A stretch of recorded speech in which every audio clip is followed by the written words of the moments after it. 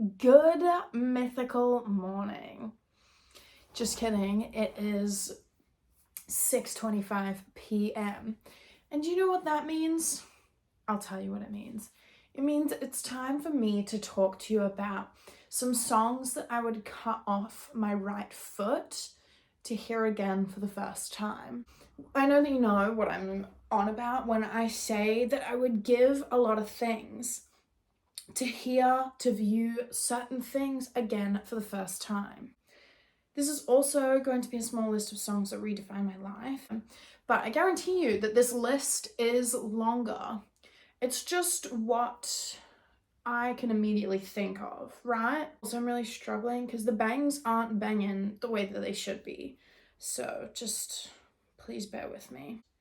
I'm gonna start off with a really strong one. This is one that I've definitely mentioned on this channel before at some point, and it's All the Way, in brackets, I Believe in Steve by Jacksepticeye and the Gregory Brothers.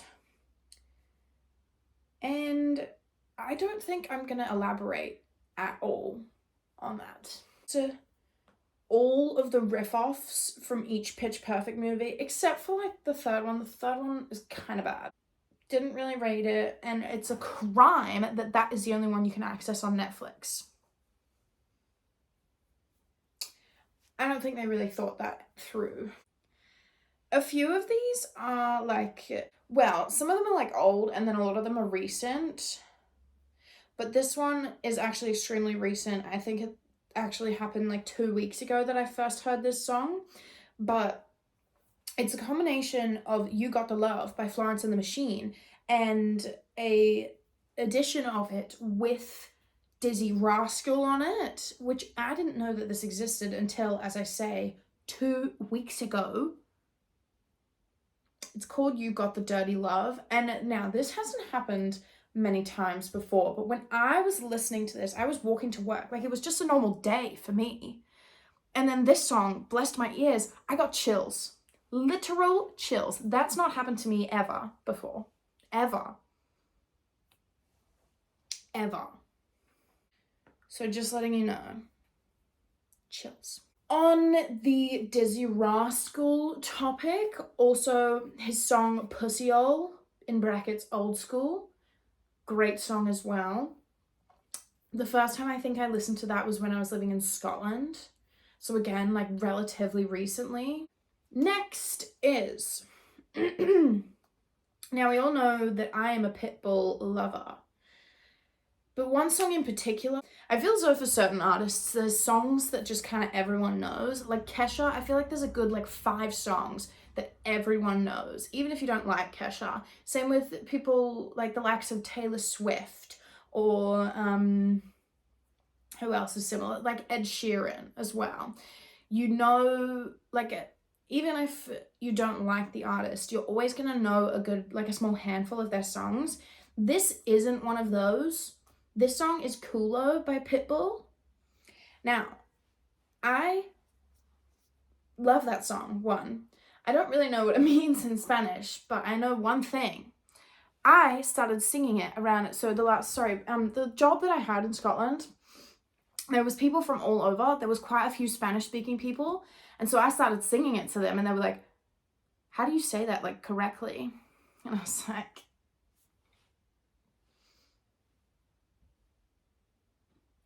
the same with the Ketchup song.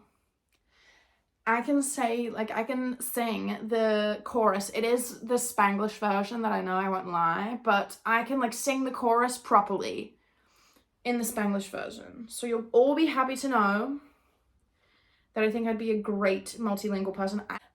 Next, this one, actually, I first listened to it quite a while ago, like many, many moons, many years, if you will. And it's the Don't Matter to Me. It's a Drake song that he like sampled Michael Jackson's voice. I don't really know. I remember listening about it on the radio of like how he did it. And still not understanding, but it's a song and it says it's by Drake and Michael Jackson, but like Drake sampled Michael Jackson's voice to sing the lyric. I don't know, but it's a really good song.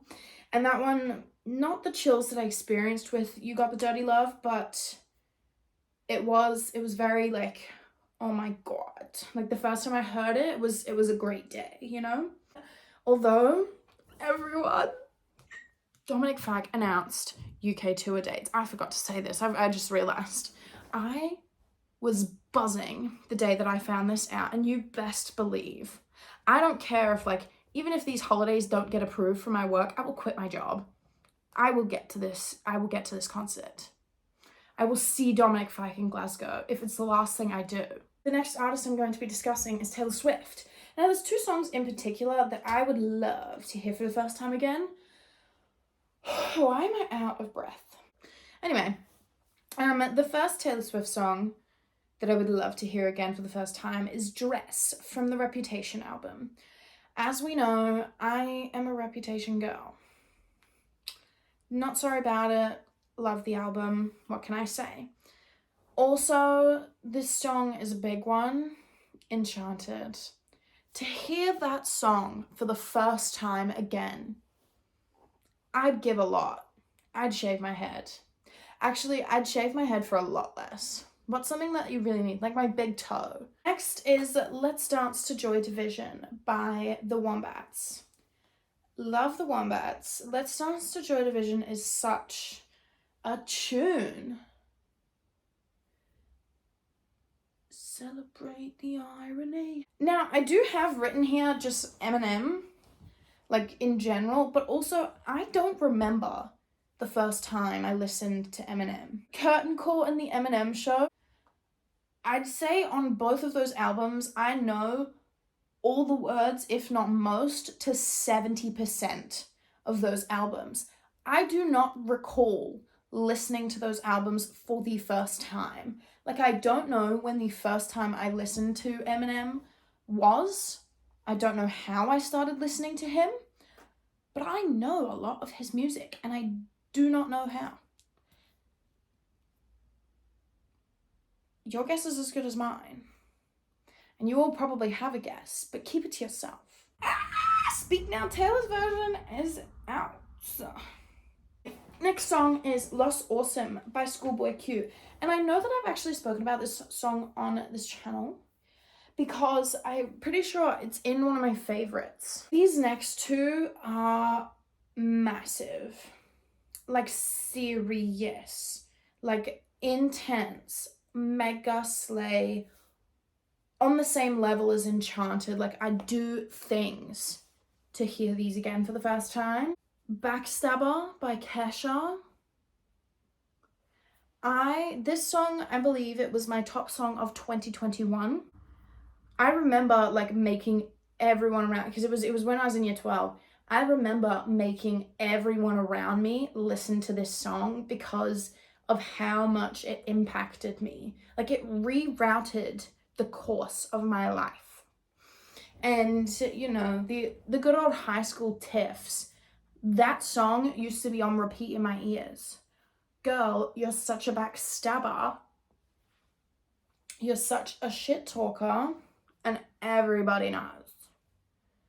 True. Like what do you mean? This next one, Tia Tamera by Doja Cat and Rico Nasty. This is the first of either of their songs that I had ever heard. The first time I listened to this was just after Doja Cat had freshly moved this song from SoundCloud onto Spotify. And that was brilliant news for me because I couldn't figure out how to work SoundCloud for the life of me.